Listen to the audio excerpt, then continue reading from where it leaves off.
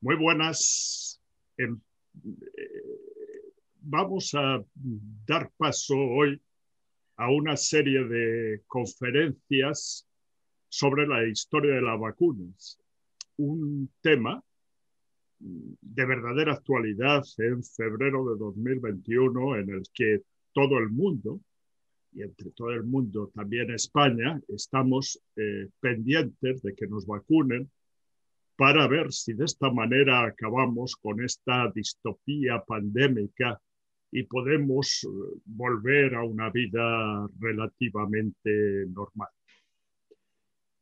Para dar cuenta de cómo funcionaron las vacunas, no podemos simplemente atenernos a lo que son las vacunas fundamentales que han mejorado la vida de la población durante los últimos siglos, sino que debemos de ver a todas aquellas personas que en un determinado momento sospecharon que había un mundo pequeño, un mundo invisible que convivía con nosotros y que podía hacer que enfermáramos y que pasáramos unas epidemias de cuya historia también nos hemos ocupado en la Fundación el siglo pasado. Debemos de tener en cuenta que la primera vacuna empírica apareció en el siglo XVIII y que la determinación exacta de que había unos seres, primero microbios y luego los virus que se descubrieron que eran los responsables de las vacunas, no sucedió hasta el siglo XIX. Antes de eso hubo algunos visionarios que tuvieron idea de que algo pequeño era el causante de estas enfermedades tremendas. Vamos en el día de hoy a tener con nosotros a un querido amigo, don José González Núñez, que es doctor en farmacia, que ha hecho su vida entre la industria farmacéutica y el sector editorial y que es lo que en algunas ocasiones yo he definido como un boticario raro, entre los cuales me encuentro yo también. Es un boticario que además de la ciencia le interesan muchísimo las humanidades, es un boticario letraherido y es un farmacéutico con una larga tradición de actividades no solo científicas, sino también humanísticas a sus espaldas. Publicó y sigue publicando más de un centenar de artículos científicos y divulgativos en revistas de ámbito médico y farmacéutico, en relación con las enfermedades infecciosas y la terapéutica antimicrobiana. De esta primera actividad obtuvo el primer premio de periodismo Sociedad Española de Quimioterapia. Sus investigaciones acerca de la automedicación, el incumplimiento terapéutico y el almacenamiento de antimicrobianos en los hogares de todos nosotros fueron base para el desarrollo del proyecto Urano, es decir, uso racional de antimicrobianos orales, seguido por miles de médicos de familia en España y premiado a nivel internacional. Fue impulsor del concepto calidad del tratamiento. Aparte de esto, es autor de una gavilla de obras científicas y humanísticas, entre las que destacan la historia oculta de la humanidad, la farmacia en la historia de la farmacia y el médico día a día. Es coautor de algunas obras francamente interesantes como la historia de los antimicrobianos, Ramón y Cajal, bacteriólogo y pediatra en la historia. Y con el seudónimo JGN Ruizol ha publicado una serie de obras que él denomina de humorterapia. Es decir, hay humorterapia, hay musicoterapia, hay unas series de terapias interesantísimas para mantener a los enfermos con un buen estado de ánimo, además de la actividad fundamental de tipo científico. Últimamente se ha desatado en cuanto a su pasión literaria y dedica buena parte del tiempo a la literatura de tipo ficcional y ensayística. Él dice que quiere alcanzar el estado de lector desocupado, al que se refería Cervantes en el prólogo del Quijote. Y lo está consiguiendo perfectamente, ese estatuto. Ha escrito el libro de microrrelatos, Ajuste de cuentos, el ensayo en 2 tomos, Las sandalias aladas de Hermes, y otra serie importante de libros. Y además ha escrito cuentos, microrrelatos, ensayos, que ha publicado en muy diversos medios de comunicación. Pero a mí me interesa destacar que colabora habitualmente en un periódico digital que, si no le conocen, yo les invito a conocerle, porque es un periódico francamente bueno, tanto en sus contenidos como en su aspecto visual. Es el periódico digital hoyesarte.com, que se dedica al arte y a la cultura, y es pues de una lectura agradable y fructífera, en donde él publica de manera habitual. En el día de hoy nos va a hablar de un tema desconocido, incluso para mí desconocido, que es Ibn Yatima, un precursor de la teoría microbiana de Pasteur, del que inmediatamente va a empezar a darnos cuenta, cuando tú quieras. Pues muchísimas gracias, Javier, por tus palabras tan generosas y cariñosas como desmesuradas. Yo, que soy un aprendiz permanente, primero de ti, en lo que se refiere a la historia de la farmacia y a la vocación literaria, o de Pedro Laín en las humanidades médicas, y por supuesto de mi maestro en la microbiología, el profesor José Prieto, al que también tú conoces. Y en segundo lugar, pues daros las gracias también a ti como coordinador o director de este excelente ciclo, y a Esteban Palomo como director general de la Fundación, por haberme invitado entre esta pléyade de expertos en las enfermedades infectocontagiosas y en el tema de las vacunas. Con ánimo de hacer la charla un poquito más didáctica, pues si te parece la voy a dividir en 3 puntos principales, partiendo de una introducción donde haré referencia a la teoría microbiana y a las consecuencias prácticas que tuvo en el desarrollo de la microbiología y de la inmunología, y a partir de ahí pues plantearnos quién era y quién fue Ibn Yatima, que quizás no ocupa todavía en la historia de la medicina el lugar que le corresponde por su perspicacia y por su lucidez. En segundo lugar, ver cuál fue su actuación en la famosa epidemia de peste negra que él vivió en su ciudad natal de Almería, y en donde pasó toda su vida. Y en tercer lugar, por último, ver cuáles de sus observaciones y de sus actuaciones durante la epidemia le permitieron desarrollar pues una teoría del contagio que podemos considerar como precursora de la propia teoría microbiana de Pasteur. Así es que, si te parece, empezamos con la charla. Bueno, la teoría, por situarnos un poquito, la teoría microbiana. Como todo el mundo sabe, pues el desarrollo de la etapa científica, tanto de la microbiología como de la inmunología, que corrió paralela a ella, tuvo su inicio en el último tercio del siglo XIX, un tiempo en el que verdaderamente muchas ideas tenidas hasta aquel entonces por inamovibles en el campo de la medicina comenzaron a resquebrajarse y, por tanto, a exigir nuevos enfoques distintos en el paradigma clásico que había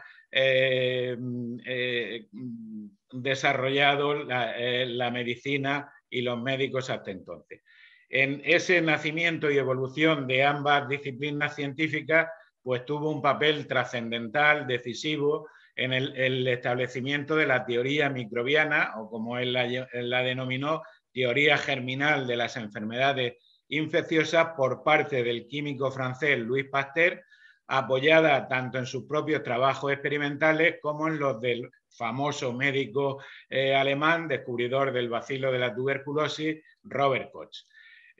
La teoría microbiana venía a establecer que toda enfermedad infecciosa tiene su causa, es decir, su etiología, en un germen o microorganismo patógeno con capacidad para propagarse entre las personas. Y además los microorganismos eran los causantes de procesos químicos como la descomposición o los procesos de fermentación que el propio Pasteur había estudiado con anterioridad. Pero previamente también al establecimiento de la teoría microbiana, Pasteur, aplicando de forma muy rigurosa el método científico que ya se había desarrollado, pues había refutado definitivamente la famosa teoría de la generación espontánea, la biogénesis de los organismos vivos, que se remontaba hasta los escritos aristotélicos y que todavía seguía viva en una buena parte de la población y también en la mente de muchos médicos en la etapa final del siglo XIX. Las principales consecuencias prácticas de la teoría microbiana de la infección las podemos resumir en establecimiento de la mentalidad etiopatológica que vino a unirse a la anterior mentalidad anatomopatológica y fisiopatológica en la asistencia, en la atención a los enfermos, es decir, que definitivamente la etiología de las enfermedades infecciosas quedaba centrada en los microbios, el rápido progreso de la higiene y la sanidad pública, el avance de la asepsia y la antisepsia que permitió la profilaxis quirúrgica, el desarrollo de la terapéutica antimicrobiana, primero con los famosos trabajos sobre la bala mágica de Paul Ehrlich y más tarde, lógicamente, con el descubrimiento de la penicilina por parte de Fleming, y el progreso de la vacunación. No hay que olvidar que uno de los primeros de actuar de forma científica en los temas de vacunación pues fue el propio Pasteur con la famosa vacuna antirrábica. Sin embargo, la teoría microbiana de la enfermedad contagiosa pues había sido intuida a lo largo de la historia por algunos autores bastante lúcidos y perspicaces. Y incluso los primeros testimonios pues nos podemos remontar a los escritos de Marco Terencio Barrón y de Tito Lucrecio Caro en el siglo I a.C. En el caso concreto de Lucrecio y en su todavía muy viva obra de Rerum Natura llega a decir que hay gérmenes de numerosas sustancias que nos dan vida y al contrario es innegable que vuelan por el aire muchos gérmenes de enfermedad y de muerte. Cuando un azar o accidente ha reunido estos últimos e infectan el cielo, el aire se hace pestilente. Pero si damos un gran salto histórico y nos situamos en los días del Renacimiento, pues esto nos lleva hasta el médico italiano Girolamo Fracastoro, quien a mediados del siglo XVI defendió en su obra también conocida de Contagione Contagiosis Morbi, que la viruela y otra serie de enfermedades infecciosas como la viruela, la propia peste, etcétera, eran causados por diminutos gérmenes o como él los llamó, seminarias, y se transmitían de una persona a otra persona. Sin embargo, no sería hasta la invención del microscopio por parte de Leeuwenhoek, en la última parte ya del siglo XVII, cuando se pudo comprobar la existencia en el aire, en la tierra y en el agua de una asombrosa variedad de pequeñas formas de vida o criaturas a las que se denominó animálculos. Pues bien, entre la obra de Lucrecio y la de Fracastoro se sitúa la del polifacético médico andalusí Ibn Játima, nuestro protagonista de hoy, quien en la recta final del medievo aventuró la teoría, compartida también con su amigo y colega Ibn al-Jatib, de que la peste se transmite a través de organismos minúsculos que pasan de un cuerpo a otro. De esta manera, los dos médicos árabes se adelantaban a sus colegas de la Europa cristiana en la hipótesis del contagio microbiano y en la importancia del aislamiento y otra serie de medidas higiénicas y preventivas en el transcurso de las epidemias. En concreto, dice Ibn Játima, el resultado de mi larga experiencia es que si una persona se pone en contacto con un paciente, inmediatamente se ve atacada por la epidemia y experimenta los mismos síntomas. Pero, ¿quién fue Ibn Játima?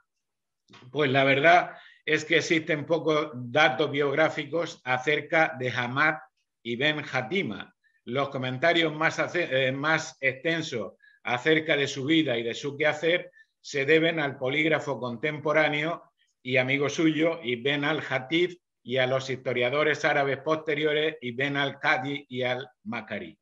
Su amigo y visir del reino de Granada le dedica estos elogios en varias de sus obras y de sus epístolas, dándonos una pista muy interesante de quién era nuestro personaje. Dice Ibn al-Jatib, es un sabio al que todos piden consejo, conocedor de todas las ramas del saber, polifacético en su ciencia, de inteligencia aguda, justo en sus opiniones y penetrante en sus juicios. Frecuenta las reuniones de los intelectuales y se distingue por su buena escritura, su buen carácter y su facilidad para improvisar versos. Es la belleza de las bellezas de Al-Ándalus. Y luego, en otro texto dice, a su muerte se apagaron las estrellas brillantes, los que iban bien guiados se vieron perdidos y a la viveza de espíritu sucedió la somnolencia.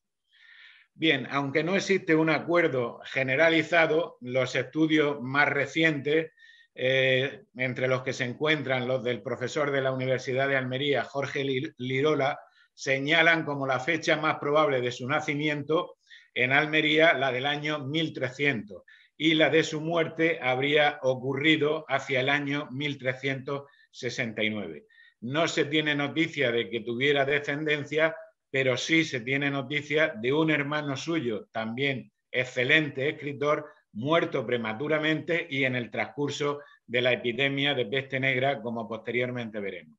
Se sabe que Ibn Játima tuvo como maestros a los también almerienses Ibn Luyún y al-Balafiki y que se dedicó a la enseñanza de la lengua árabe y de otras ciencias. Fue secretario de los gobernadores de Almería, actuó como notario formalizando contratos y ejerció como lector del Corán y maestro de sus enseñanzas en la Mezquita Mayor. Su etapa de madurez personal, literaria y científica se produjo durante los reinados de los reyes granadinos Yusuf I y Muhammad V. De esta manera podemos centrar bastante bien a nuestro personaje. Se tiene constancia de su aversión a los viajes, pero frecuentó las tertulias literarias y las reuniones de los intelectuales de la corte granadina, en las que era apreciado por su inteligencia y bondad. Y además de gramático y filósofo, fue poeta, historiador y, por supuesto, médico, y compuso obras de los más variados géneros. En lo que a la poesía se refiere, es autor de un diwan de poesía compuesto entre 1337 y 1338, en el que utiliza figuras muy novedosas como la aliteración silábica al final del verso, o incluso incluye mecanismos como juegos de sonido, caligramas, enigmas, versos recortados y otras aportaciones que, según la investigadora Soledad Gibert, parecen adelantarse no ya a su época, sino incluso al surrealismo. Gibert indica que las moasajas constituyen lo más depurado de su obra y sobre todo aprecia su musicalidad, su espontaneidad y su dulzura. En el campo histórico es autor de la obra titulada Ventajas de Almería respecto a otros territorios de Al-Ándalus, que se encuentra perdida en la actualidad, pero que se tiene referencia de ella por varios historiadores árabes. Como médico, su obra principal y más importante, aunque también tiene algunas otras menores, es el logro del objetivo propuesto en la aclaración de la enfermedad de la peste, que conocida habitualmente como el Tratado de la Peste de Ibn Játima, o con el nombre reducido en árabe, el Tahsil, y que lo dedica a la famosa epidemia de peste bubónica del siglo XIV, cuyo azote él mismo vivió en sus propias carnes en la ciudad de Almería entre 1348 y 1350.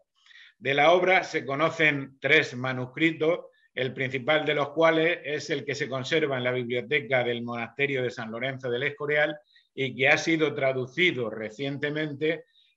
aportando un valor extraordinario por la investigadora Luisa María Arbí de Cambra.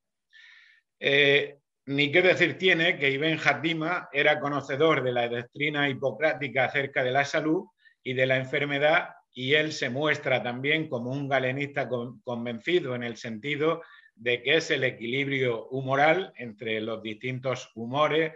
se sabe, sangre, flema, bilis amarilla y bilis negra, que es el principio de la salud, y el desequilibrio hormonal es el causante de la enfermedad. También se tiene constancia que bebió de las fuentes de Ibn Sina o Avicena, cuyo canon, como todo el mundo conoce, fue desde el siglo XI el tratado de mayor autoridad de todo el mundo islámico y occidental, y hace suyos muchos de los planteamientos de Avicena acerca no solo de la enfermedad en general, sino también del contagio en particular, aunque realmente no lo cite de manera explícita en esta obra. Las principales relaciones de Ibn Játima con los médicos de su tiempo fue el ya mencionado Ibn al-Hatib y con Muhammad al-Sakuri, con los cuales también compartió muchas de sus teorías acerca de las enfermedades epidémicas y también de los hábitos higiénicos y de la alimentación y el estilo de vida saludable. Bien, una vez que hemos centrado a nuestro personaje, pues pasaremos a describir cuál fue,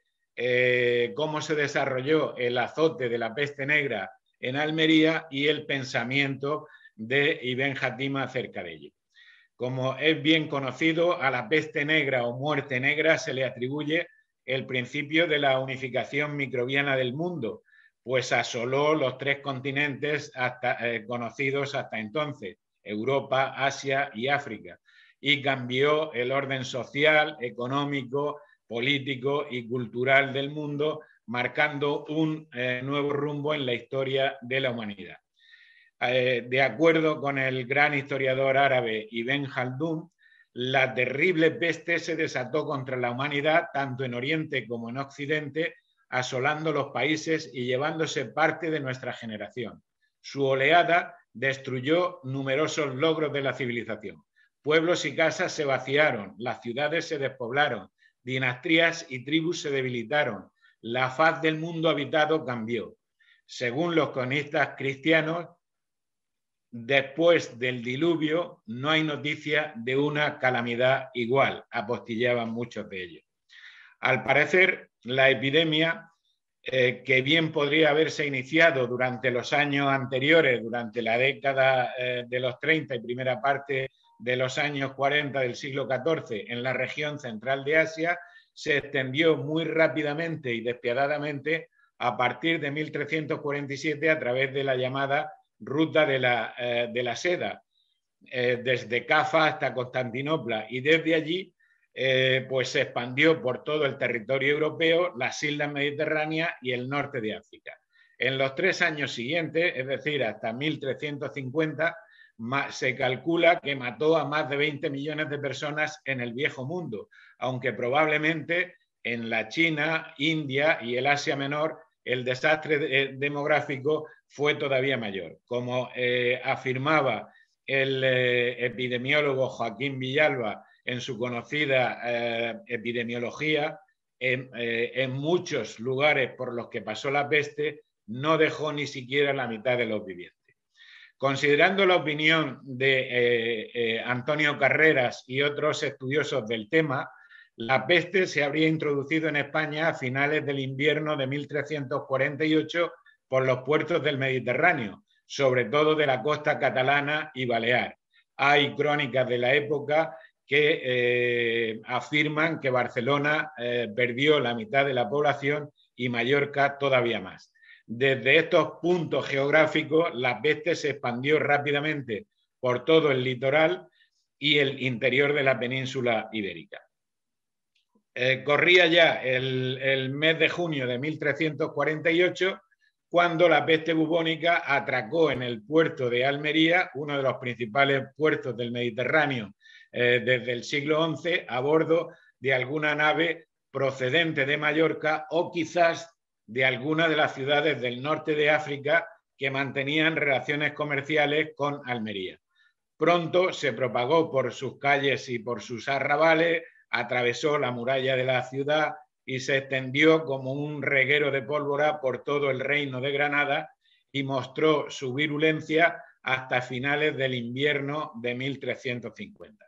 Si tomamos prestadas las palabras de Boccaccio utilizadas en el famoso Decamerón, pues bien podríamos decir que también muchos valerosos almerienses aparentemente sanos desayunaron con sus parientes, compañeros y amigos y llegada la noche cenaron con sus antepasados en el otro mundo. La respuesta a la pestilencia fue absolutamente ineficaz en todas partes. Y si tomamos el testimonio de Petrarca,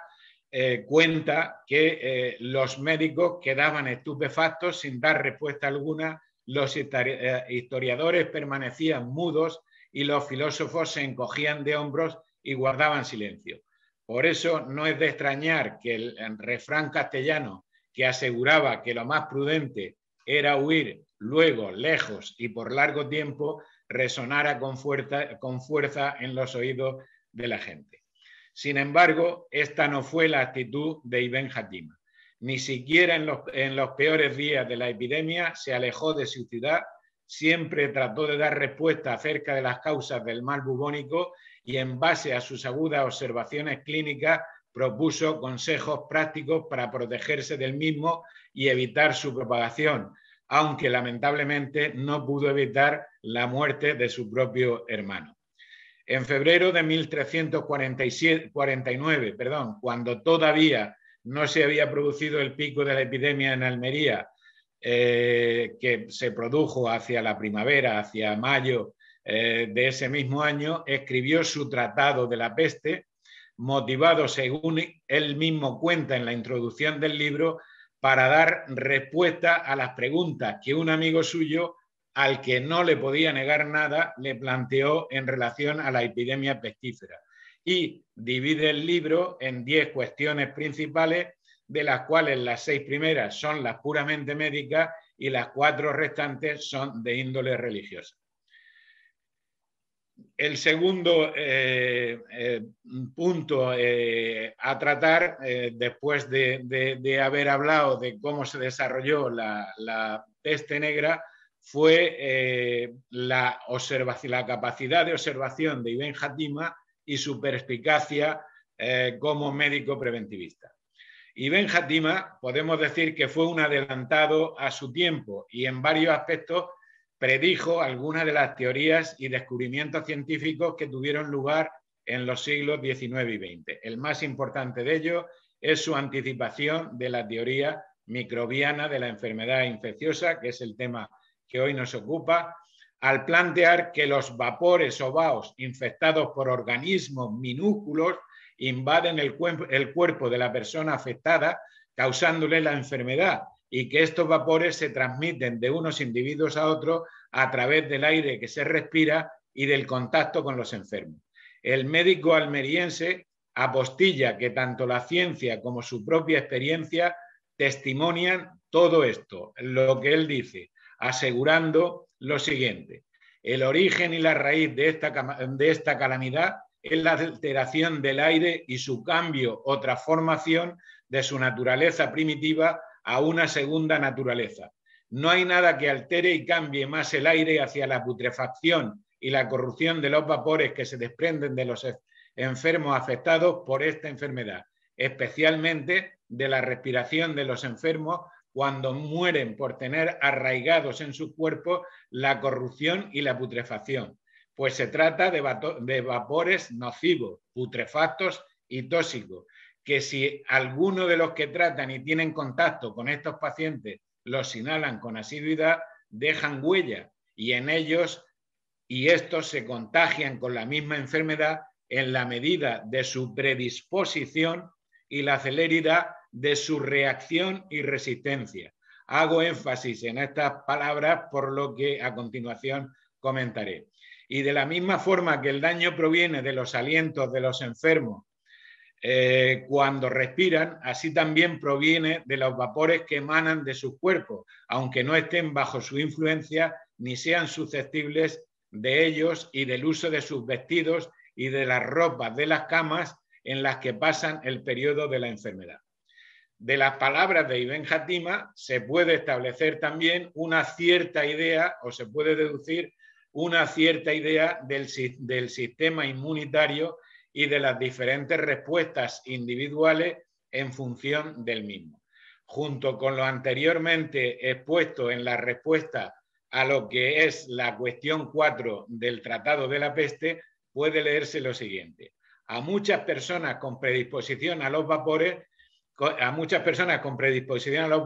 han influido y han dejado huella con lentitud según la celeridad de reacción que hay en la naturaleza de estas personas y las fuerzas de su defensa y resistencia, y según también los alimentos apropiados e inapropiados que toman. Por otra parte, Ibn Játima realiza una precisa investigación epidemiológica, llevando a cabo un rastreo hasta llegar al lugar exacto de la ciudad por donde había comenzado la epidemia e identifica a la primera familia afectada, lo que hoy en día se conocería como caso cero, y sitúa como el foco de mayor contagio en el zoco de ropa usada. Dice Ibn Játima: primeramente empezó en un rincón de la ciudad dependiendo del barrio de Yabalá, la morada de los pobres y de los indigentes, en una familia de allí conocida como los Banu Dina. Más tarde afectó a sus vecinos y aumentó gradual y paulatinamente en número hasta alcanzar las afueras y los límites de la ciudad, extendiéndose después a sus confines. Me he enterado de que durante este periodo murieron cada día alrededor de 70 personas. En cuanto a la clínica, y ya entramos en la última parte de la charla, Ibn Játima hace una aproximación bastante cercana a lo que es la descripción actual de los diferentes tipos de peste. La peste bubónica, que él denomina los bubones, la peste pulmonar o neumónica, que él describe como el esputo de sangre, y la peste septicémica, que nombra como úlceras negras. Asimismo, hace una descripción de la sintomatología que se ha podido comprobar como bastante acertada y afirma lo siguiente: lo más asombroso que la reflexión y la consideración me han puesto de manifiesto es que quien trata y tiene contacto frecuente con algún enfermo afectado por esta desgracia, ciertamente enferma y aparecen en él los mismos síntomas. Si aquel escupe sangre, él también escupirá sangre. Si aquel tiene anginas, él también las tendrá. Si a aquel le aparecen bubones en las axilas, a él le sucederá lo mismo. O si a aquel le salen úlceras en el cuerpo, él también las padecerá. Incluso sus familiares sufrirán en común la misma enfermedad y unos síntomas parecidos. Si la enfermedad es mortal, ellos también morirán, y si se salvan, correrán la misma suerte. Por último, de acuerdo con las recientes conclusiones del doctor especialista en medicina intensiva, el doctor Manuel Herrera Carranza, otra de las grandes aportaciones médicas de Ibn Játima es su anticipación al concepto fisiológico del fallo multiorgánico. Ibn Hatima describe la peste como la consecuencia de la corrupción del temperamento cardíaco, obviamente dependiendo del humor sanguíneo, y considera que es una fiebre, pero una fiebre diferente a las demás. Dice él, se trata de una fiebre rara y nociva para las acciones naturales que llegan al corazón y que luego desde el corazón se extienden invadiendo todo el cuerpo. Según asegura en un reciente artículo el doctor Herrera, Ibn Hatima describe las formas clínicas de la peste como consecuencia de una corrupción del temperamento cardíaco, como hemos visto, lo que implica la difusión corporal de un excesivo y anómalo calor innato no atemperado por el pulmón y de un humor sanguíneo excesivo y también patológico. Como consecuencia de ello, se generan desechos y residuos tóxicos que producen una alteración en cadena de otros órganos, lo que bien pudiera considerarse como un fallo multiorgánico con resultado final de muerte. Interpretación fisiopatológica que se adelanta en siglos a lo que actualmente se describe como el síndrome de disfunción multiorgánico. En cuanto a las medidas para guardarse y prevenirse de la peste, Ibn Hatima recomienda el aislamiento, la buena ventilación, el movimiento moderado, el descanso nocturno. Dice que lo mejor es dormir por la noche, como es costumbre, pero tampoco sin excederse, una alimentación y bebidas sanas, dando recomendaciones sobre los alimentos más saludables y sobre las bebidas, especialmente el agua, que debe ser la mejor, es la proveniente de las fuentes limpias, la depuración del estómago y el vaciamiento de la sangre sobrante. Lógicamente, en este último punto, pues sigue la práctica de la sangría, que era la práctica dominante en toda la medicina occidental en su época. Y también dice que se debe evitar todo lo que entristece el alma y atrae la aflicción. Dice él textualmente, el ánimo triste es un terreno muy propicio para la enfermedad y por tanto hay que procurar exponerse a la alegría, al gozo de espíritu y al despliegue de las esperanzas. Y en este sentido, pues también Ibn Hatima nos hace recordar las palabras del poeta Miguel Hernández, cuando decía, pobre cuerpo, no sabe a ratos qué postura tomar y al fin toma la de la esperanza, que no se pierda nunca, que al fin y al cabo es la misma esperanza que tenemos hoy nosotros en la consecución de la vacuna global de la COVID y por tanto conseguir la inmunidad en el menor tiempo posible para el mayor número posible de personas, no solamente en los países desarrollados, sino en todo el mundo. Muchísimas gracias. Muchísimas gracias a ti, José. No voy a puntualizar nada, voy a dejar a la gente con a todos los que tienen la amabilidad de escucharnos y de vernos, con ese magnífico mensaje del humor, de la esperanza y del ánimo calmado. Y simplemente, en tu caso, decir que qué pena que en tu currículum no aparezca también el de profesor universitario. Tienes una fluidez estupenda para explicarnos todos estos temas. Por lo tanto, y para no alargar más este acto, en nombre de la Fundación de Ciencias de la Salud y en el mío propio, te agradezco muchísimo esta brillante intervención que se verá seguida y en algunos aspectos desarrolladas en días sucesivos. Muchas gracias, don José. Muchísimas gracias a vosotros. Como siempre, un placer, Javier. Gracias.